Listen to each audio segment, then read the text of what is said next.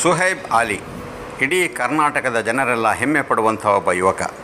ಸಣ್ಣ ವಯಸ್ಸಿನಲ್ಲೇ ನಮ್ಮ ದೇಶದ ಧ್ವಜವನ್ನು ಅಂತಾರಾಷ್ಟ್ರೀಯ ಮಟ್ಟದಲ್ಲಿ ಎತ್ತರಕ್ಕೆ ಹಾರಿಸಿದ ಈ ಕ್ರಿಯಾಶೀಲ ಯುವಕ ಮಡಿಕೇರಿಯ ಸಮಿ ಇಂಜಿನಿಯರಿಂಗ್ ವರ್ಕ್ಸ್ನ MK ಅಬೂಬಕ್ಕರ್ ಅವರ 4 ಮಕ್ಕಳಲ್ಲಿ ಕೊನೆಯವನಾದ ಸುಹೈಬ್ ಆಲಿಗೆ ಚಿಕ್ಕ ವಯಸ್ಸಿನಿಂದಲೂ ಕಾರ್, ಬೈಕ್, ಸ್ಕೂಟರ್ ಅಂದರೆ ಬಹಳ ಪ್ರೀತಿ.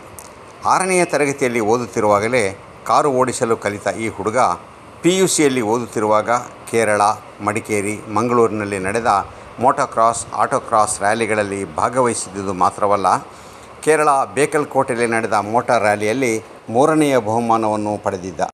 ಶಿಕ್ಷಣಕ್ಕಾಗಿ ಮಡಿಕೇರಿಯನ್ನು ಬಿಟ್ಟು ಮೂಡಬಿದಿರೆಯಲ್ಲಿ ನೆಲೆ ನಿಂತ ಬಳಿಕ ಮೂಡಬಿದಿರೆ ಆಳ್ವಾಸ್ ಇಂಜಿನಿಯರಿಂಗ್ ಕಾಲೇಜಿನಲ್ಲಿ ಇಂಜಿನಿಯರಿಂಗ್ ಕಲಿತ ಸುಹೈಬ್ ಆಲಿಯ ಕನಸು ಕಾರ್ ರೇಸ್ನ ರಾಜನಾಗುವುದು. ಇದು ಸಣ್ಣವನಿದ್ದಾಗಿನಿಂದಲೂ ಸುಹೈಬ್ ಕಂಡ ಕನಸು. ಕಾಲೇಜಿನಲ್ಲಿ ನಡೆದ ಕ್ಯಾಂಪಸ್ ಸೆಲೆಕ್ಷನ್ನಲ್ಲಿ ವಿ ಟೆಕ್ನಾಲಜಿ ಹೆಸರಿನ ಬೆಂಗಳೂರು ಅಮೇರಿಕನ್ ಕಂಪನಿಗೆ ಆಯ್ಕೆಯಾಗಿ ಬೆಂಗಳೂರಿಗೆ ಹೋಗಿ 3 ವರ್ಷಗಳಿಂದಲೂ ಅಲ್ಲಿ ಸೇವೆ ಸಲ್ಲಿಸುತ್ತಾ ಕಂಪನಿಗೂ ಒಳ್ಳೆಯ ಹೆಸರು ತಂದುಕೊಟ್ಟ ಸುಹೈಬ್ ಎಲ್ಲ ಶನಿವಾರ ಮತ್ತು ಭಾನುವಾರ ಗೋಕಾರ್ಟ್, ಆಟೋಕ್ರಾಸ್, ಡ್ರ್ಯಾಗ್ ರೇಸ್ ಅಭ್ಯಾಸ ಮಾಡುತ್ತಿದ್ದ. 2016ರಲ್ಲಿ ನಡೆದ 90 ಕಿಲೋಮೀಟರ್ ಟೈಮ್ ಸ್ಪೀಡ್ ಡಿಸ್ಟೆನ್ಸ್ ರ್ಯಾಲಿಯಲ್ಲಿ ಕಾಡು, ಗುಡ್ಡ, ಬೆಟ್ಟ, ನದಿ ಎಲ್ಲ ಕಡೆಗಳಲ್ಲೂ ಕಾರು ಓಡಿಸಿ ರಾಜ್ಯ ಮಟ್ಟದಲ್ಲಿ ಮೊದಲ ಬಹುಮಾನದ ಗೌರವಕ್ಕೆ ಪಾತ್ರನಾದ ಸುಹೈಬ್ 2018ರಲ್ಲಿ ನಡೆದ 3ನೇ ಸುತ್ತಿನಲ್ಲೂ ಬಿಡದೆ ಮೊದಲ ಬಹುಮಾನವನ್ನು ಮತ್ತೆ ತನ್ನದಾಗಿಸಿಕೊಂಡ. ಕುಳೂರಿನಲ್ಲಿ ನಡೆದ ಆಟೋಕ್ರಾಸ್ನಲ್ಲಿ ಭಾಗವಹಿಸಿದ ಸುಹೈಬ್ ಅಲ್ಲಿಯೂ ತನ್ನ ಪ್ರತಿಭೆಯನ್ನು ತೋರಿ 3ನೇ ಬಹುಮಾನವನ್ನು ತನ್ನದಾಗಿಸಿಕೊಂಡ.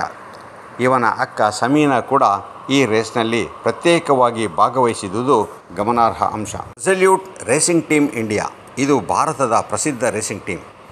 ಸುಹೈಬ್ನ ಪ್ರತಿಭೆಯ ವಾಸನೆ ಹಿಡಿದ ಈ ತಂಡದ ದೀಪ್ ಮ್ಯಾನೇಜರ್ ಎಂಬವರು ಸುಹೈಬ್ಗೆ ಕರೆ ಮಾಡಿ ಕೋಲ್ಕತ್ತಾಗೆ ಅವನನ್ನು ಕರೆಸಿ ಅಲ್ಲಿ ಅವನ ಪ್ರತಿಭೆಯ ಪರೀಕ್ಷೆ ಮಾಡಿಸಿ ಅವರ ತಂಡದ ಸದಸ್ಯನನ್ನಾಗಿ ಮಾಡಿಕೊಂಡದ್ದು ಸುಹೈಬ್ನ ಕನಸುಗಳು ನನಸಾಗಲು ಕಾರಣವಾಯಿತು.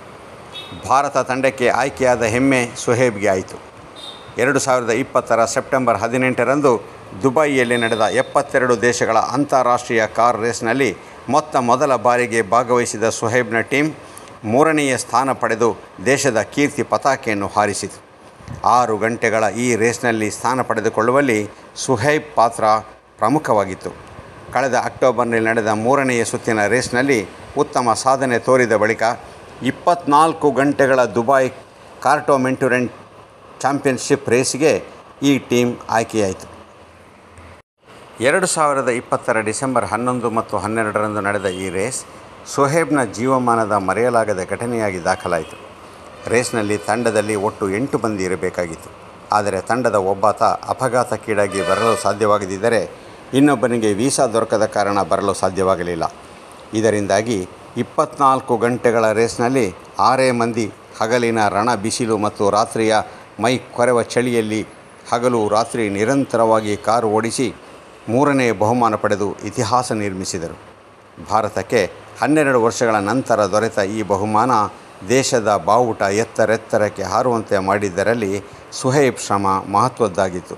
ಬೇರೆ ಕ್ರೀಡೆಗಳಿಗೆ ಸಿಗುವಂತೆ ಕಾರ್ ರೇಸ್ಗೆ ಭಾರತ ಸರ್ಕಾರ ಯಾವುದೇ ಉತ್ತೇಜನ ಕೊಡುತ್ತಿಲ್ಲ ಎನ್ನುವುದು ಸುಹೈಬ್ನ ಬೇಸರದ ಮಾತು. ಆರ್ಥಿಕವಾಗಿ ನಿಭಾಯಿಸಲು ಕಷ್ಟಕರವಾದ ಹಾಗೂ ಅತ್ಯಂತ ಅಪಾಯಕಾರಿಯಾದ ಈ ಕ್ರೀಡೆಗೆ ಎಲ್ಲರ ಸಹಾಯ, ಪ್ರಾಯೋಜಕತ್ವ, ಉತ್ತೇಜನ ದೊರೆತರೆ 2021ರ ಕಾರ್ ರೇಸ್ನಲ್ಲಿ ಭಾರತಕ್ಕೆ ಮೊದಲ ಬಹುಮಾನ ತರಲು ಸಾಧ್ಯವಾಗುತ್ತೆ ಎನ್ನುವುದು ಈ ಕನಸು ಕಣ್ಣುಗಳ ಕ್ರಿಯಾಶೀಲ ಯುವಕನ ಮಾತು. ಸುಹೈಬ್ನ ಈ ಕನಸು ನನಸಾಗಲಿ ಎಂದು ನಾವೆಲ್ಲ ಆಶಿಸೋಣ.